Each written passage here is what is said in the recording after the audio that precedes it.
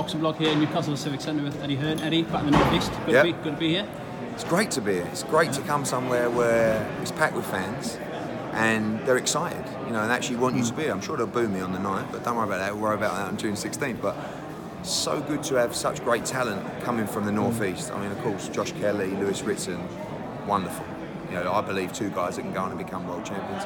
But 5 title fights already announced for the card and more to come. Hopefully 6, you mentioned Glenn Foot, hopefully. Love to make that one. Yeah, we've made them an offer and we hope to get the Josh Leather fight on as well. It'd be great. But this is a celebration of boxing for the North East. You've got Josh Kelly from Sunderland, Lewis Ritson from Newcastle, you've got Valili from Middlesbrough, you've got Stuart Hall from Darlington, you've got Nelson from South Shields. So it's just brilliant. And it's again, I put this city up there with Belfast and Liverpool, and with regards to great fight cities and cities that get behind their own and areas that get behind their own and produce a great atmosphere, and that's what we want. It seems, I know you've been up here before, you've flirted with the North East, I guess, Bradley Saunders and stuff, but to me it seems different this time, like more of a buzz, and I think that's partly because of Lewis. I think obviously being an actual Geordie, someone who can affiliate with the city and closely linked with his football club, and it sounds cheesy to people with black and white shorts, blading races, and people are really starting to take notice. And the performances that he's producing. He demolished Robbie Barrett. That was the first time I saw him up close, and I couldn't believe what I was seeing. Then we made the Joe Murray fight. He knocked him out in a round. Then we made the Cardle fight. And Cardle is, I feel, above British level anyway, and he demolished him in 2 rounds. First round was a little bit interesting, but now he fights Paul Hearn Jr. 18-0. Again, I feel that's above British level as well, but that's to win the belt outright in what? 8, 9 months, so all by stoppage potentially. And I feel like he'd beat the European champion now, and I'd feel like he can go on and box at world level. But he's only young. It's not like he's 29 and he's making up for lost time.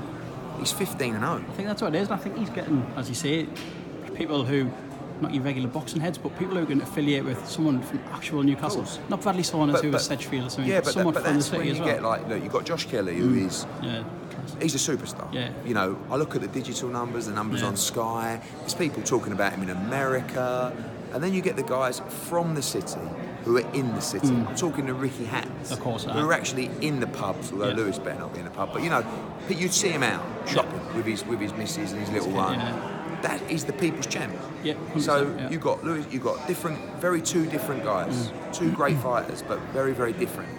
But they should support all as one. And Ritson fans support Kelly fans. I think they will as well. They will, because it's a celebration of North East boxing. But with what I love about Ritson is, you've got people like Kelly and Buatsi who went to Rio, had the GB funding, and they deserved it. By the way, they weren't given it. But then you've got Ritson, who's just had to struggle on the small hall shows, who's had to fight his way through to the TV contract. And now he's there. He don't even know how good he is. He's quite a modest guy, isn't he? But I talk to him and he's like, I'm thinking, mate, you're an animal. You're so dangerous. He's such a dangerous man. I mean, I call him the Geordie Golovkin. And that is how I see him. He walks you down, but he doesn't just walk you down and follow you. He cuts you off and he beats you up. And he's so good to watch. And the Highland fight is such a great fight because Paul Highland Jr. is technically very, very good, but he loves to have a fight as well. And he's going to bring hundreds of fans from Belfast as well. The atmosphere is going to be electric. You mentioned in the press conference there that a few people in the room obviously knew about Ritson on the local level, but for him now to get this chance to be boxing on Sky and fill in his hometown arena where he made his debut, I think, on that AJ card, and white, first on he was, and for him to cut off an amazing 9 months, like you say, is just it is. And from our point of view, we see a young guy who's getting the opportunities, who's making money, who's boxing regularly. I mean, this is going to be his 4th fight in 9 months, right? He's made a lot of money. Good luck to him. He's deserved every penny. And you know what? I'm going to make him even more money. Well, he mentioned when you first signed him, it was a 5-fight deal, I think. This will be his third match now. So at what point do you start thinking, assuming he beats Thailand, but at what point do you start thinking, let's tie him down again and let's go on from that? Now we're talking about a new deal now. And, the key for this guy is to keep him busy. He's got a lot of improving to do. And there might be a stage where I'll slow him down a little bit.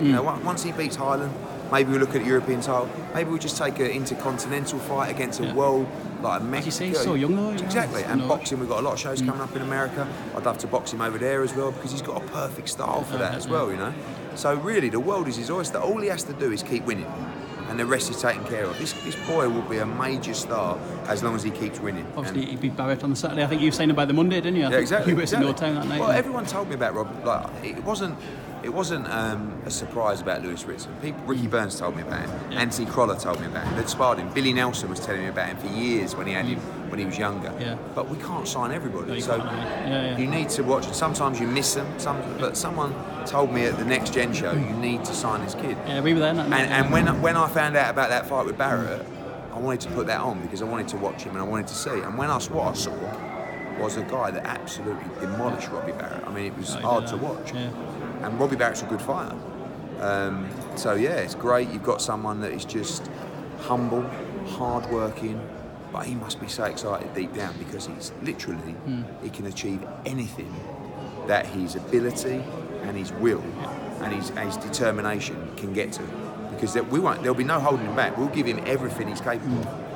Just going on from here for you, New York, then straight into Bellew here. Yeah, we've got a big show in New York this Saturday. Danny Jacobs against Sulecki, Jarrell Miller against the Halpers, Katie Taylor unifying the world titles, our Kazakh gold medalist who fought Josh Kelly in Rio, Yelusinov debuts as well, Shoheijan Ergashev, 11 fights, 11 KOs. Trust me, this kid's like a dangerous guy. So yeah, be out there and then back for the big one next week, Bellew against Hayes. So busy. Excellent. Thank you very much, Eddie. Cheers, mate. Thank you. Nice one, mate. Cheers, mate. Right.